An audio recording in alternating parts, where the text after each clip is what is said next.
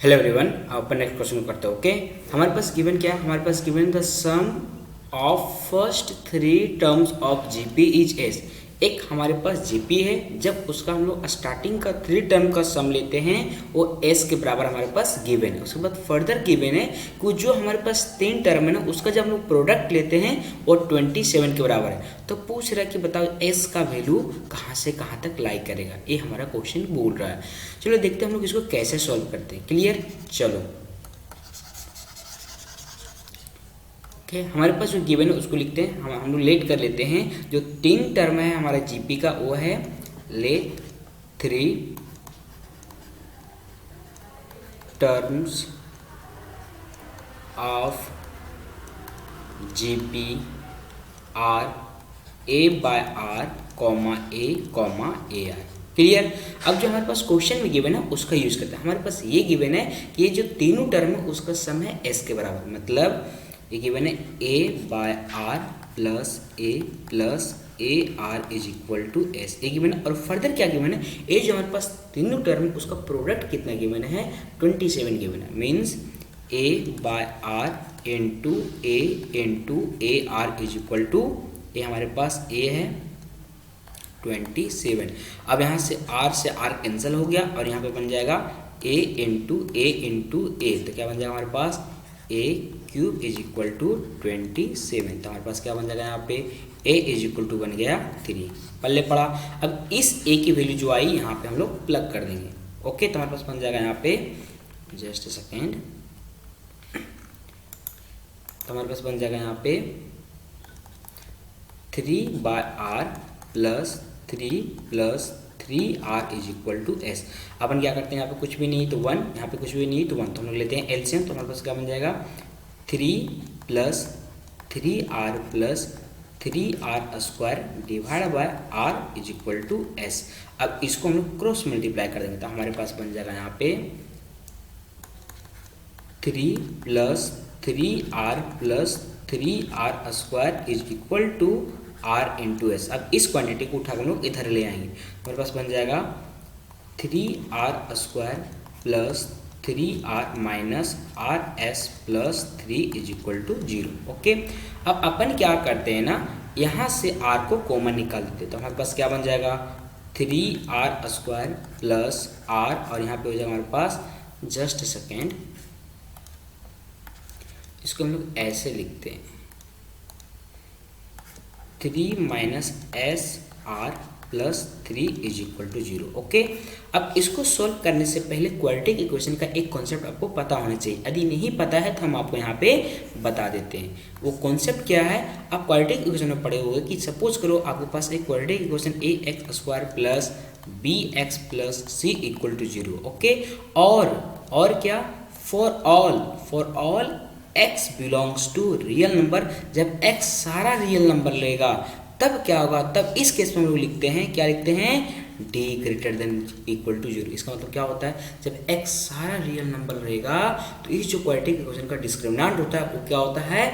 Greater than equal to 0 होता है। अब सिमिलरली हम लोग इस केस में वही यूज करेंगे। आप यहाँ पे गौर से देख सकते हो, हमारा जो ये गिवन है ये क्या है? क्वाड्रेटिक इक्वेशन है। किसमें? r में। और r क्या करता है? r सारा रियल वैल्यू ले रहा है। क्या कर रहा है?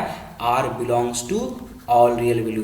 तब हम लोग क्या करेंगे? इस केस में d greater than equal to 0। पल्ले पड़ा। अब d greater than equal to 0 का मतलब क्या हो गया? b square minus 4ac greater than equal to 0। अब यहाँ पे देखो b क्या है? b हमारे पास a हो गया, और a क्या हो गया? हमारे पास a हो गया, और c क्या हो गया? हमारे पास c a हो गया। क्लियर? तो हम वैल्यू प्लग करते हैं। 3 माइनस एस का whole square minus 4 into 3 greater than equal to 0। Okay, हम लोग फर्दर सिंप्लीफाई करते हैं तो ये बन जाएगा हमारे पास 36। तो हम लिख सकते हैं 3 माइनस एस का होल स्क्वायर माइनस 6 का whole square greater than equal to 0। अब यहाँ पर लोग फर्दर एक कॉन्सेप्ट का यूज करेंगे। वो क्या है? हम यहाँ पे मेंशन कर देते हैं। वो है A square minus B square equal to क्या होता है? a minus B into A plus B. Clear? तो ये बन जाएगा हमारे पास 3 minus S minus 6 bracket 3 minus S plus 6 greater than equal to 0। Clear? हम लोग फर्दर सिंप्लीफाई करते हैं तो हमारे पास बन जाएगा यहाँ पे minus S minus 3 in bracket 9 minus s greater than equal to 0। अब इससे क्या करते हैं हम लोग -1 कॉमन निकालते हैं और इससे भी -1 कॉमन निकालते हैं। हमारे पास क्या बन जाएगा, -1 कॉमन निकाल दिए तो बचेगा यहाँ पे s प्लस 3 और यहाँ से -1 कॉमन निकाल दिए तो -1 कॉमन निकल गया, अंदर बचा s minus 9 greater than equal to 0। Okay, अब यहाँ पे गौर से देखो, आप क्या देखो, ए -1 इंटू -1 कितना बन जाएगा +1, तो उसका हम लोग लिखने की कोई मतलब है ही नहीं। तो यहाँ पे हमारे पास बच जाएगा s plus 3 into s minus 9 greater than equal to 0। अब इसके बाद हम लोग क्या यूज़ करेंगे, हम लोग कॉन्सेप्ट यूज करेंगे वेवी कर्व मेथड का, वेवी कर्व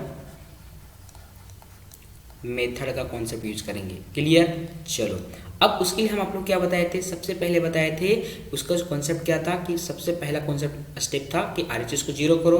दूसरा क्या था, दूसरा ये था कि LHS का जो हमारे पास है उसका फैक्टर करो। तीसरा क्या था, फैक्टर करने के बाद जो हमारे पास x का कोफिशिएंट रहता था उसको हम क्या करते थे 1 बना देते थे। ओके, इस टाइप से हम लोग बढ़ते जाते थे। यही था हमारा वेवी कर्व मेथड। इसमें और भी कुछ पॉइंट्स थे, हम उसको नहीं बता रहे यहाँ पे। क्लियर, चलो तो यहाँ पे हम लोग सबसे पहले क्या करेंगे, ए जो हमारा है इसको 0 करेंगे, उसके बाद हम लोग ए है हमारे इसको 0 करेंगे। क्लियर, इसको 0 कर दिया और इसको भी 0 कर दिया, तो हमारे पास क्या बनेगा s प्लस 3 इक्वल टू 0 और यहाँ पे s माइनस 9 इक्वल टू 0।